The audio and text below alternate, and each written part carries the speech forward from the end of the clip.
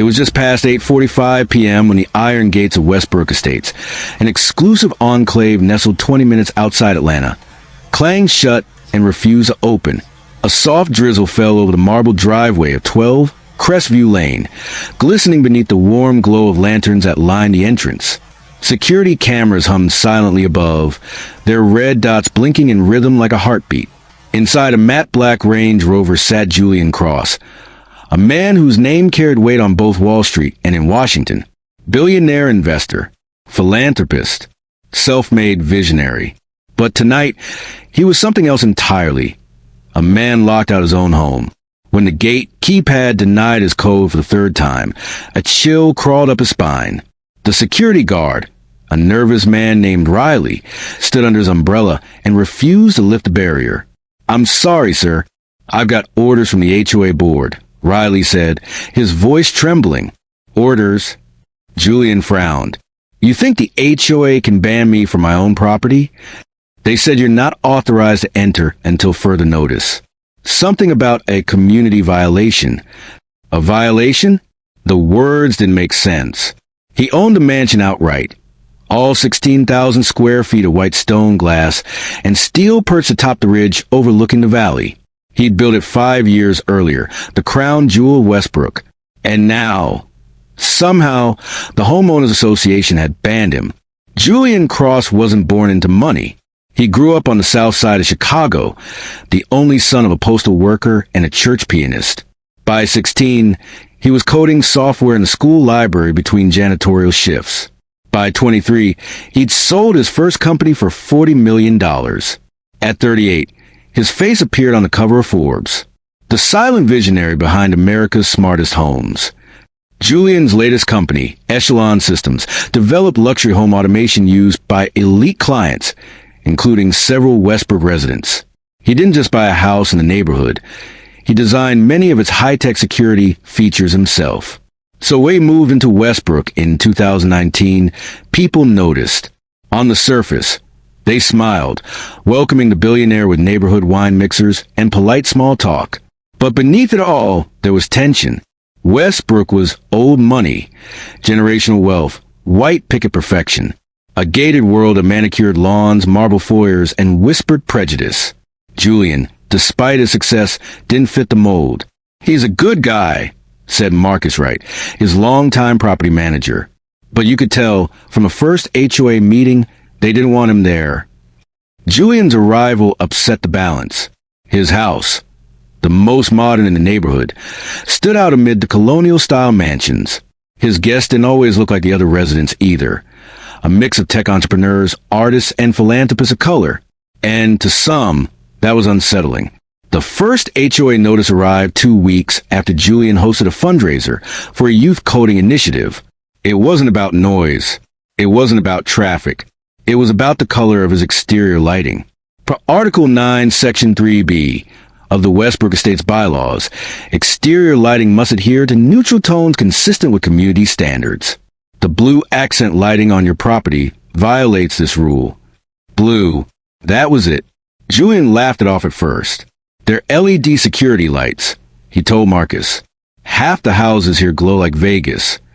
But 2 more letters came, one about his unauthorized landscaping modification. He planted African lilies along the walkway. Another about unregistered vehicles, his niece's car parked overnight. It was harassment disguised as bureaucracy. By early 2020, the HOA had fined him over $18,000. Julian paid the first few just to keep peace. But when they threatened to review his eligibility for continued residency, he fought back. He attended the next HOA meeting in person, a move that would set off a chain of events no one could predict it. The Westbrook Clubhouse was designed to intimidate. Vaulted ceilings, crystal chandeliers, and portraits of the community's founders staring down like judges. Julian arrived early, wearing a charcoal suit. He wasn't there to argue. He was there to understand. But when he walked in, every conversation stopped. At the head of the table sat Angela Holloway, the HOA president, a woman in her mid-50s with platinum hair, pearls, and the poise of someone used control. "Mr. Cross," she said coolly, "we weren't expecting you." "I figure it's time we spoke face to face," Julian replied. The meeting began formally. Discussions about lawn maintenance, pool rules, and community events. Then came the cross issue. Angela adjusted her glasses. Several residents have expressed concern about the aesthetic direction of your property. It doesn't reflect the spirit of Westbrooke. Julian leaned forward. And what spirit is that exactly? The silence that followed was heavier than the chandeliers. We have a community culture here, Angela said. We value harmony. Tradition. He smiled tightly. Tradition can evolve. Angela's tone hardened. If you're unwilling to comply with the community's expectations, Mr. Cross, perhaps Westbrook isn't the right fit for you. It was a veiled eviction, one wrapped in policy, not prejudice. Julian left the meeting that night, knowing one thing. The HOA wasn't just enforcing rules. They were building a case against him. It started with little things. He'd find the gate cameras pointed directly at his property. His mail went missing. One night, he noticed unfamiliar tire tracks on his driveway, leading up to the side gate, which had been tampered with. When he asked the HOA to share security footage, they claimed technical issues. Marcus installed hidden cameras of his own. What they captured changed everything. At 2:14 a.m., two men in reflective vests appeared at Julian's side gate. They carried what looked like tools. Not burglary tools, but maintenance gear. One of them used a master key to open the lock. They work for the HOA, Marcus whispered, pausing the footage. The men walked around the property, snapped photos, and left. The next morning, Julian received a new violation notice, non-compliant fencing and improper gate security. It was a setup. He contacted his attorney. We'll handle this, said Claire Jennings, a young civil rights lawyer. They're trying to force you out through intimidation. Let's make it public. But Julian hesitated. He'd built his entire empire on discretion. He didn't want to be the face of another racial scandal. Still, the harassment escalated. When he refused to pay further fines, the HOA froze his gate access, pending review. That was the night. He came home and found himself locked out. The drizzle had turned to steady rain. Julian sat in the Range Rover, headlights reflecting off the wet pavement. Behind the gate, his mansion glowed faintly. Smart lights he could no longer control, systems that no longer recognize his login. They've disabled my own network, he muttered. Marcus tried calling the HOA emergency line, but no one answered. Finally, Julian stepped out and walked to the gate. Riley, he said calmly, I'm entering my property. Sir, please. I can't let you through. You will. When Julian tried to manually open the gate, Riley panicked and called for backup. Within minutes, 2 police cruisers arrived. Hands where we can see them. Julian froze. Rain trickled down his face. He identified himself immediately, but the officers insisted he was trespassing. The neighbors, faces glowing behind drawn curtains, watched as the billionaire homeowner was detained on his own driveway. News of the incident spread fast. Within hours, hashtags began circulating on social media. Hashtag HO harassment. Hashtag let Julian in. But behind the outrage was something deeper. Whispers that the HOA's actions weren't just discriminatory. They were strategic. Because just a week earlier, Julian had filed a counterclaim accusing the board of embezzling community funds. Claire Jennings had discovered it almost by accident. During her review of HOA financial records, she noticed repeated transfers to a company called Pinecrest Maintenance LLC, over $400,000 in contractor payments. The problem? Pinecrest didn't exist. When she traced the registered address, it led to a P.O. box owned by none other than Angela Holloway's husband. Julian was about to go public with evidence. Angela knew it. So when the board voted to suspend his access pending investigation, it wasn't about blue lights or flowers. It was about silencing him. 3 nights after the gate incident, a neighbor's security camera captured something terrifying. At 3:17 a.m., a faint orange glow flickered in Julian's backyard. Within minutes, flames erupted near the guest house. Firefighters arrived quickly, but the blaze had already gutted the structure. No one was hurt. Julian was staying downtown at the time, but investigators found traces of accelerant near the foundation. Arson. Yet somehow, the HOA twisted it. We believe the fire was caused by faulty wiring from Mr. Cross's unauthorized modifications, Angela announced during a press conference. Julian stared at the screen in disbelief. He had built that system himself, using top-grade components from his own company. There was no faulty wiring. Claire pressed for an independent investigation, but the HOA refused access to community surveillance, claiming privacy concerns. Something was being covered up. Enter Caitlin Moore, an investigative journalist from the Atlanta Ledger. Caitlin had covered HOA corruption before, but never one this explosive. She met Julian in a quiet corner booth at a downtown cafe. "You're telling me they locked you out, burned part of your house, and you still live there?" she asked. "I built that house from scratch," Julian said. "They don't get to take it from me." Caitlin began digging. She interviewed residents. Most refused to speak on record, but one, a retired teacher named Patrice, opened up. "I've lived here 15 years, Patrice said. "I've seen them push out people before. Families who didn't fit the aesthetic. But this is different."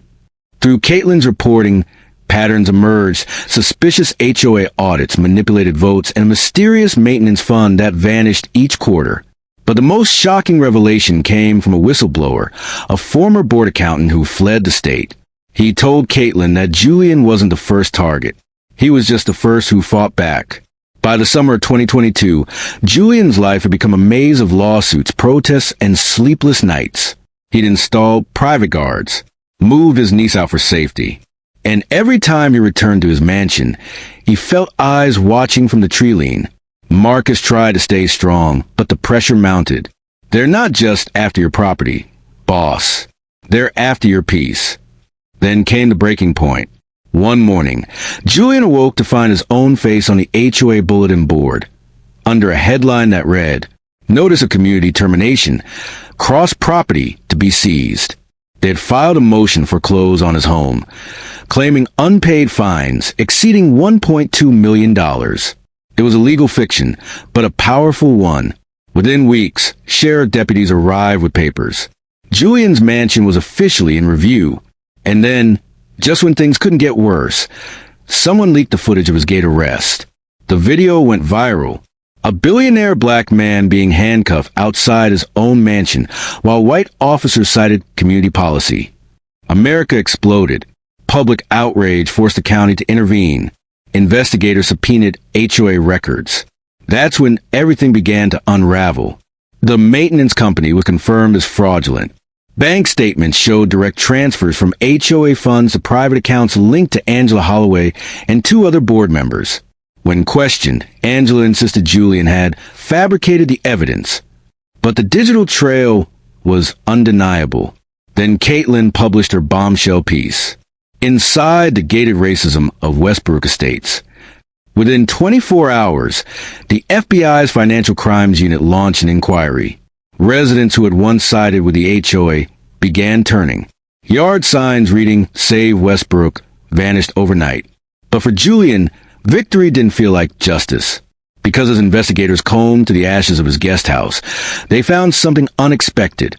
A charred security drive hidden beneath a melted console. When decrypted, it revealed a folder labeled HOA_NXT, containing weeks of footage from community surveillance servers. And one video stopped Julian cold. It showed the night before the fire. Two figures standing by the rear gate, one unmistakably wearing an HOA badge. The second, a uniformed police officer. The footage proved one thing. This wasn't just about money or discrimination. It was a collusion. Angela Holloway had powerful friends, including Captain Harlan Briggs, the local precinct commander. He'd approved a trespassing call that led to Julian's detainment. Briggs was known for his spotless record. But when Claire's legal team dug deeper, they found irregularities in several community cases, all tied to HOA complaints filed under his authority. It appeared Briggs had been receiving community donations funneled through a charity run by Angela's husband. They'd built an empire of quiet extortion, using policy, police power, and prejudice as tools. Julian wasn't their first victim, but he was the first with enough money, intellect, and rage to expose them. By late 2023, the story reached national headlines. Julian versus Westbrook became a symbol. Not just a racial injustice, but of unchecked power within private communities. The courtroom was packed. Cameras flashed. Angela arrived with her attorney. Stone-faced, pearls gleaming under fluorescent light. Julian sat across from her, silent, composed, but his jaw clenched tight.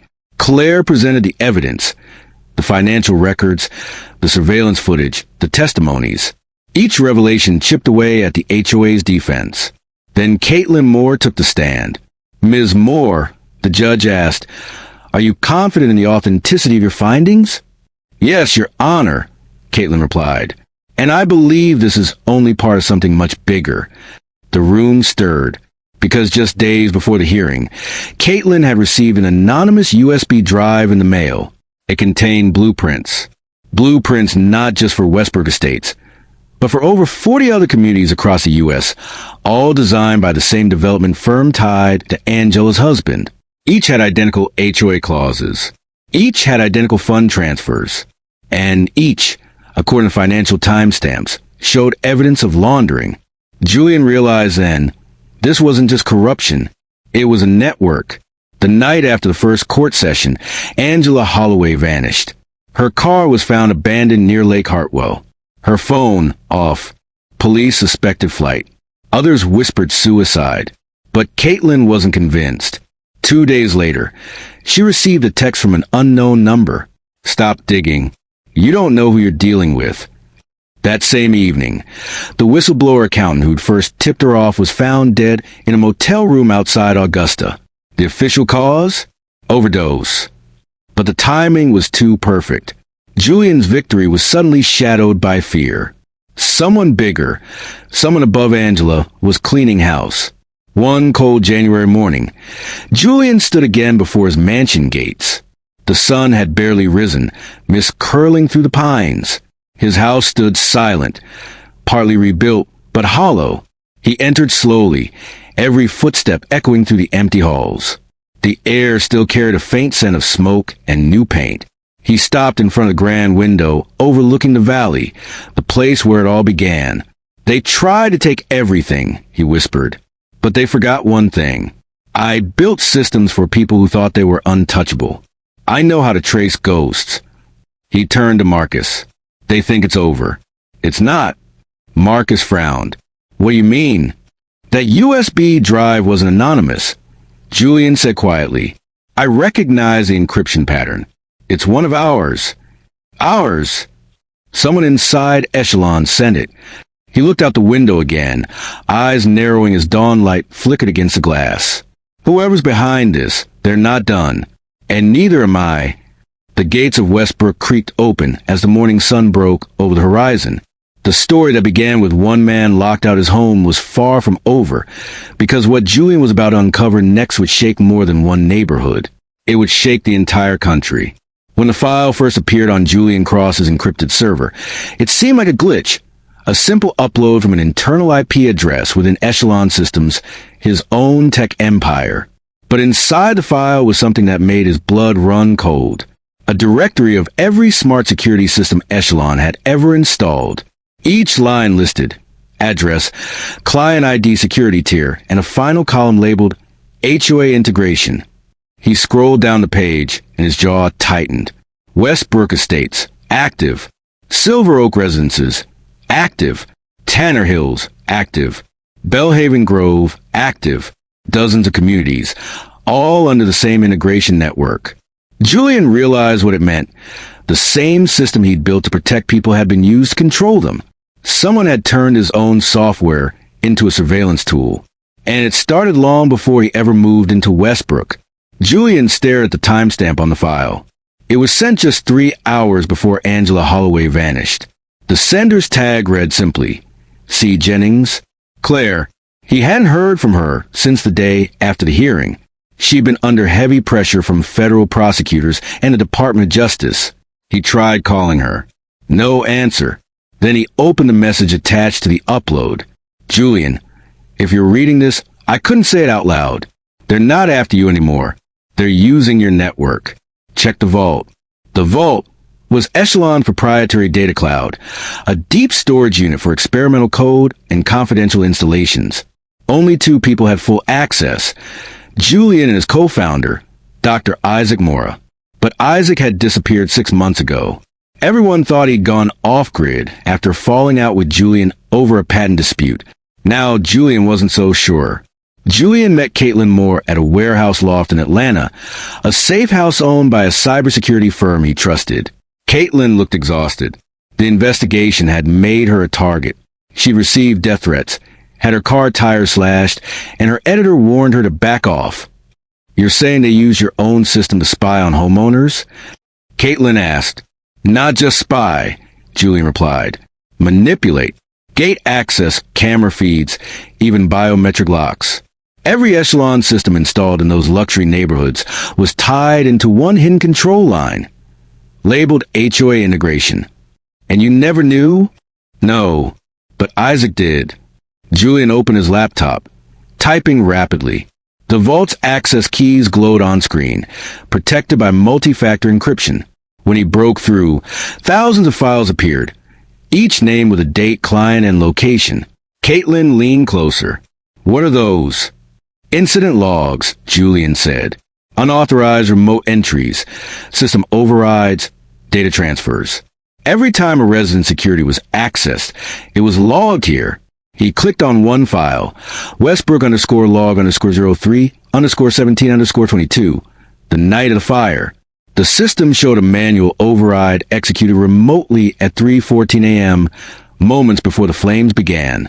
The override originated from an admin account labeled Pinecrest Authority, Angela's fake maintenance company.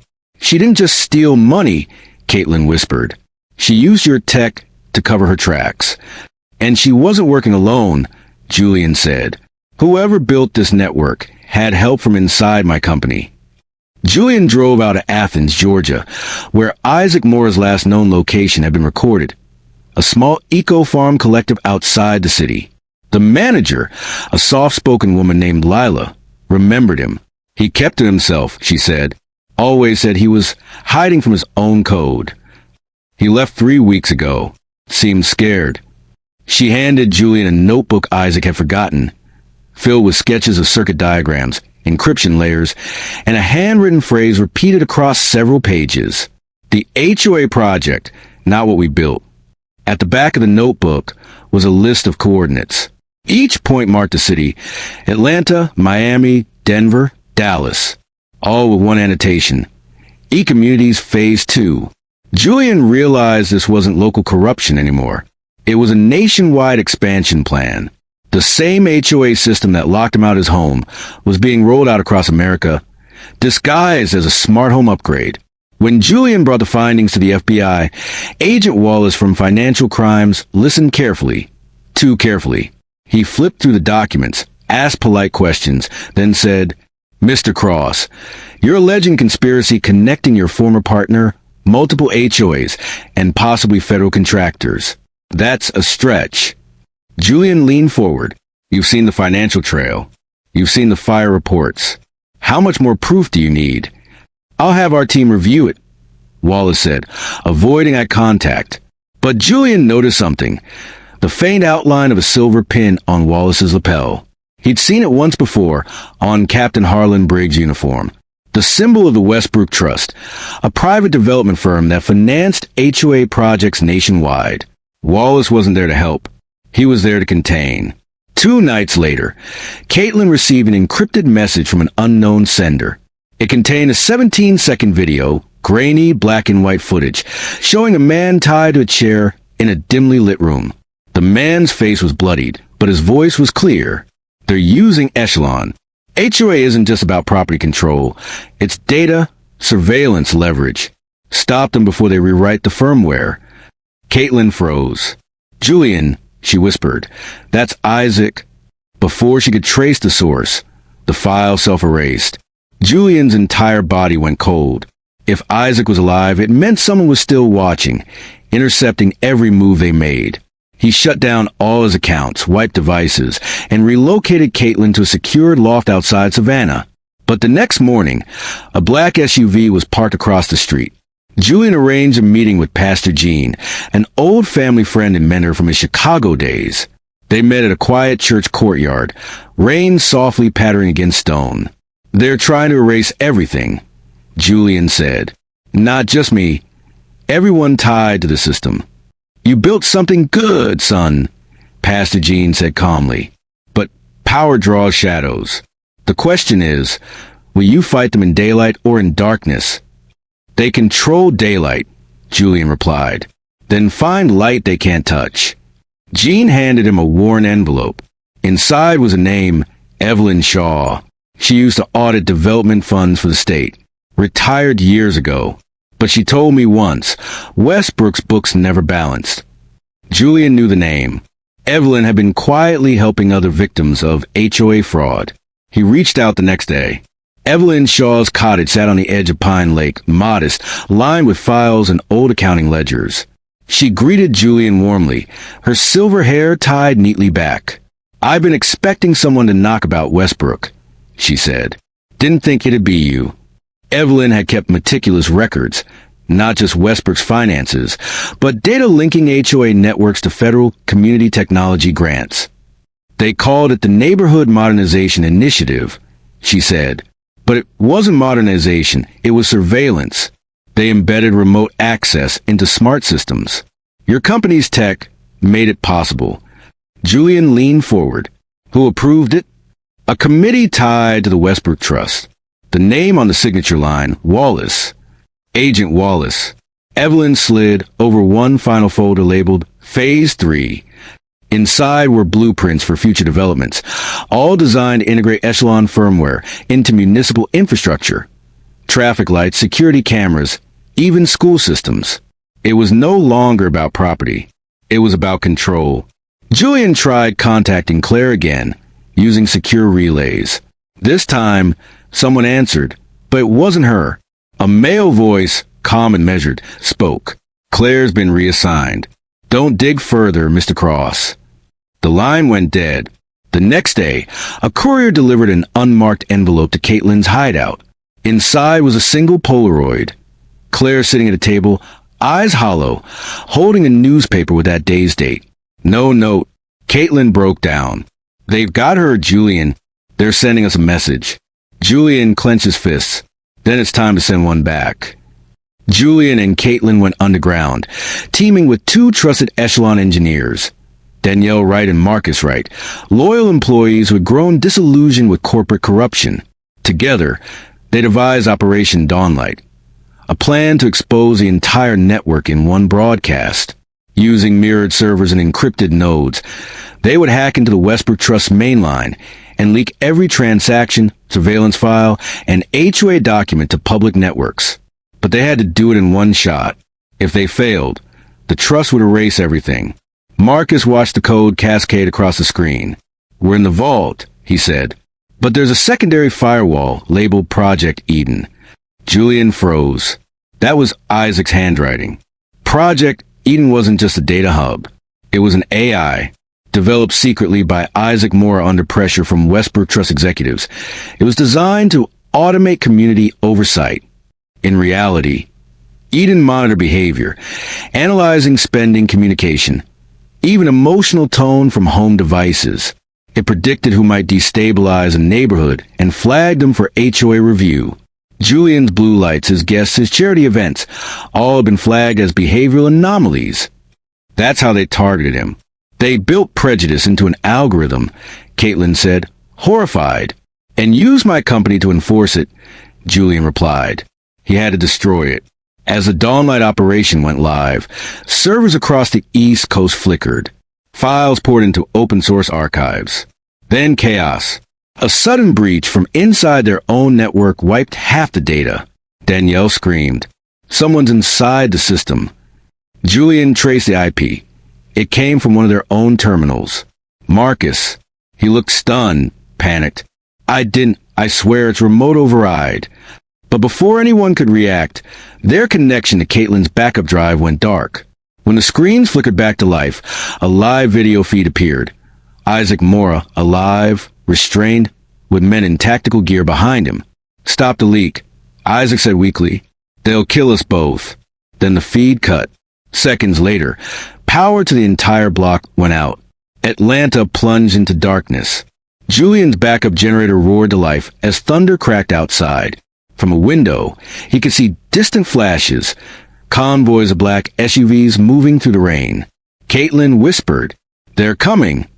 Julian grabbed the encrypted drives and backed them into a hidden vault beneath the floorboards. "Take this," he told Danielle, handing her a flash drive. "If I don't make it, release it to Evelyn." Moments later, the door burst open.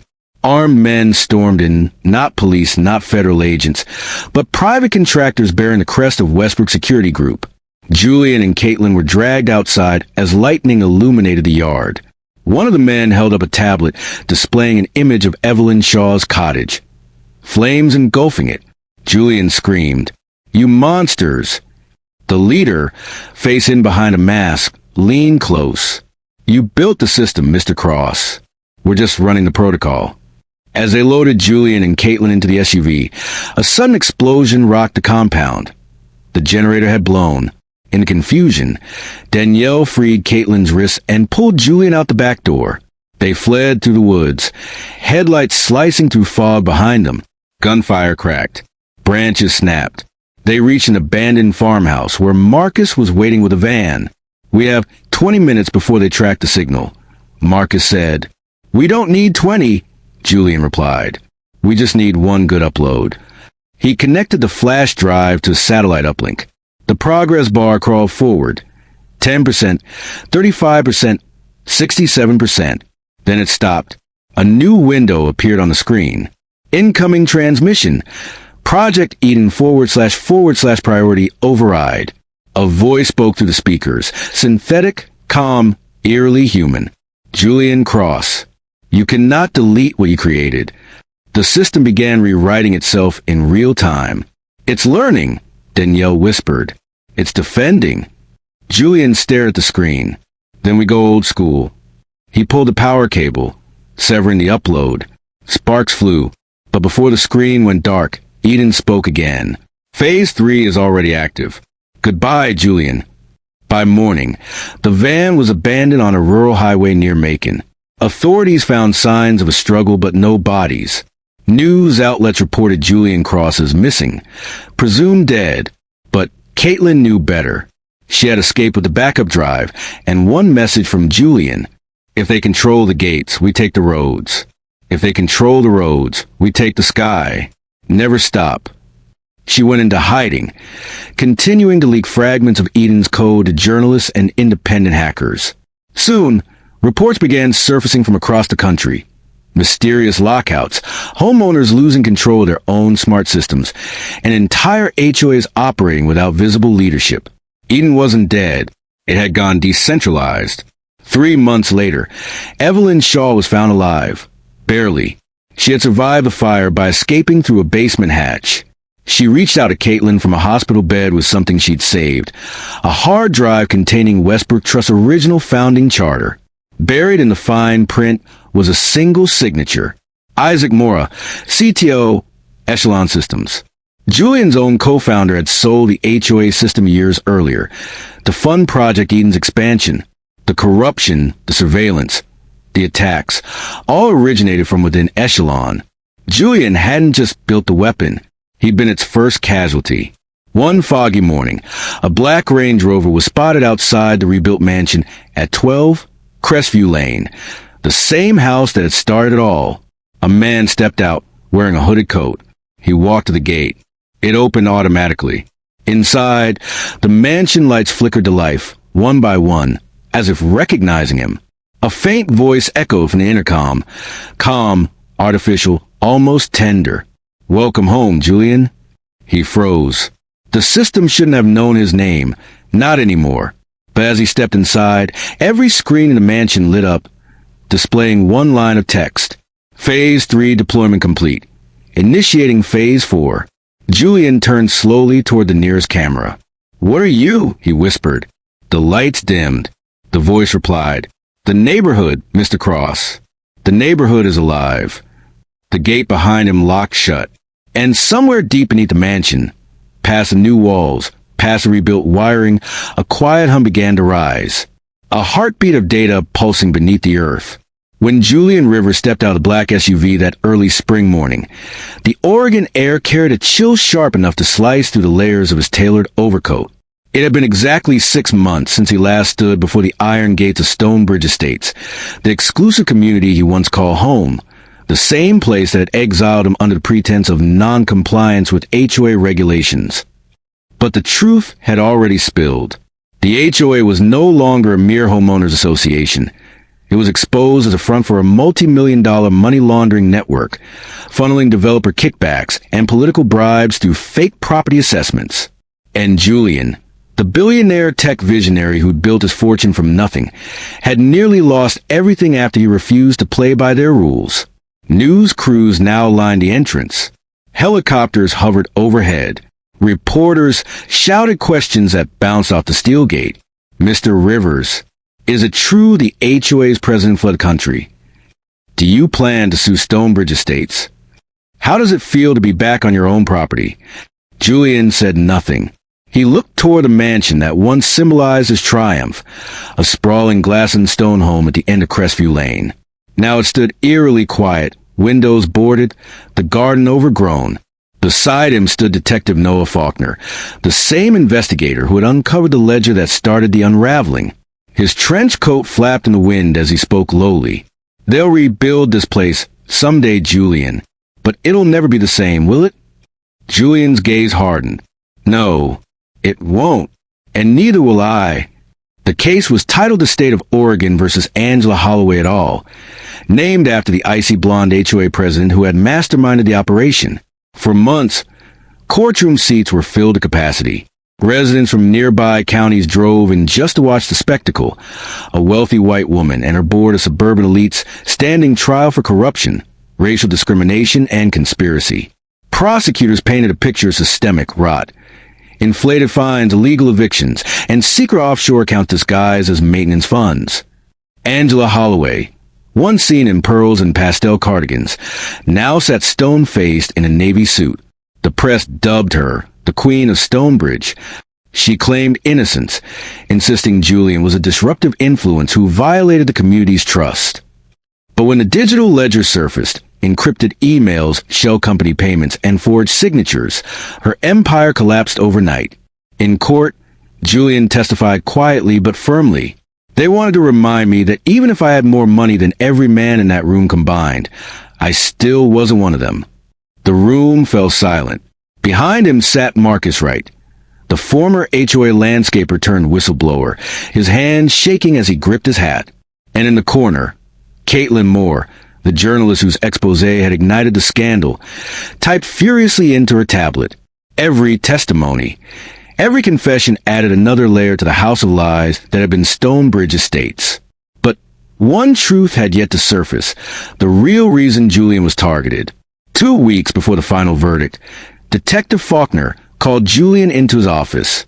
On the desk was a manila folder marked Restricted Access, Internal Affairs. I wasn't supposed to show you this, Faulkner said, flipping it open. But you deserve to see what you were really up against.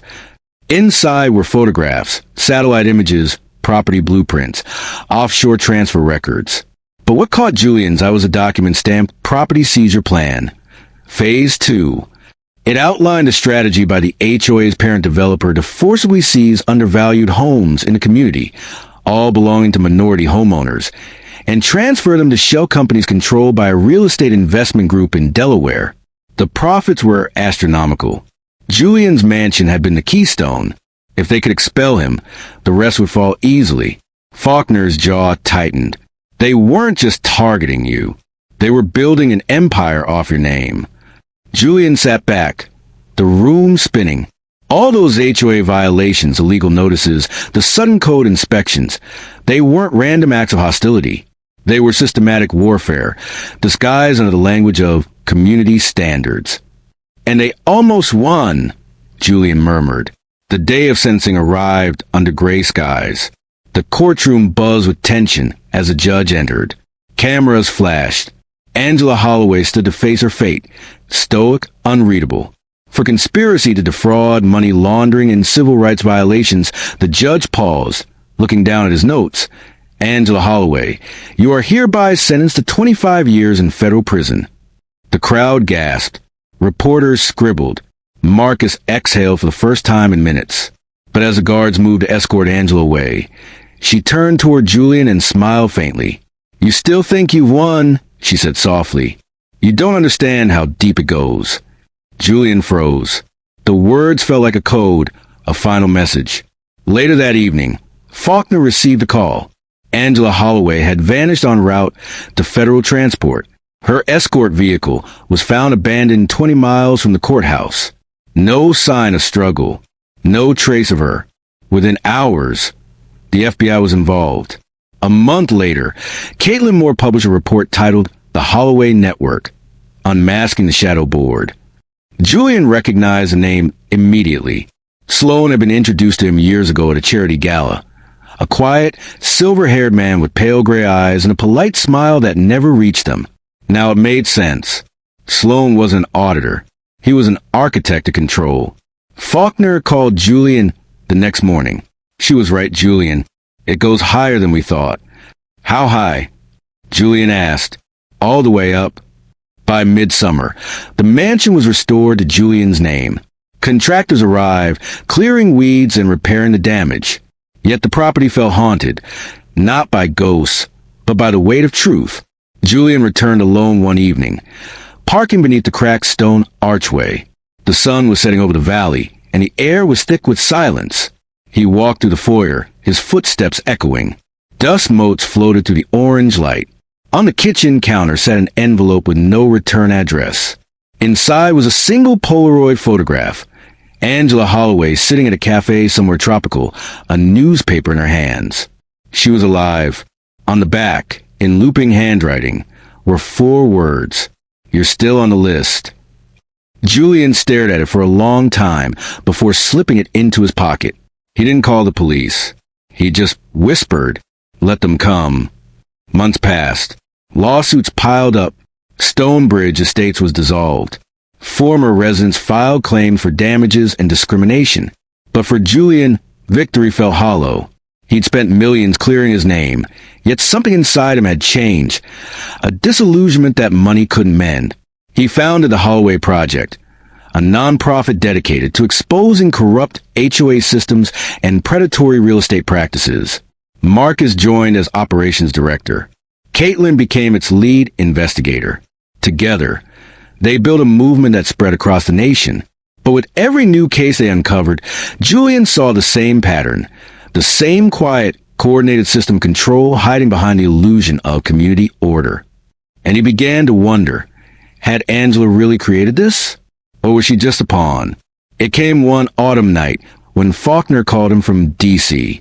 We found something, the detective said. A connection between the auditors and a government housing program that went dark 5 years ago. Sloan's been moving in and out of these operations since the 90s. Angela was recruited, and get this, your name appears in one of his older files. Julian's pulse quickened. My name? Yeah, a note next to it. Test subject, financial leverage case 41B. Test subject for what? We don't know yet. Whatever they were testing, it started before Stonebridge was even built. Julian looked out the window. City lights flickering in the distance. For the first time, he felt something colder than fear, destiny. Then we're not done, he said quietly. Not even close. The Holloway Project launched a national documentary series titled The Gated Lie. In its final episode, Julian sat in front of the camera, the faint hum of night traffic behind him. His eyes were steady, his tone calm but resolute. This isn't just a story about one billionaire or one neighborhood. It's about power, the kind that hides behind rules, regulations, and signatures. They told me I didn't belong, but what they really meant was, I didn't obey. He paused, hands folded. If they can take a man's home because he refuses to kneel, what else can they take? And how many of us have already signed away our freedom, one line at a time? The screen faded to black. Then came the words, based on true events, investigation ongoing. Months later, a real estate drone captured aerial footage of the old Stonebridge Estates, now overgrown and abandoned. But as the camera hovered over Julian's former mansion, the lights suddenly flickered on. Every window glowed amber. Yet Julian was in New York that night, miles away, giving a speech about ethical development.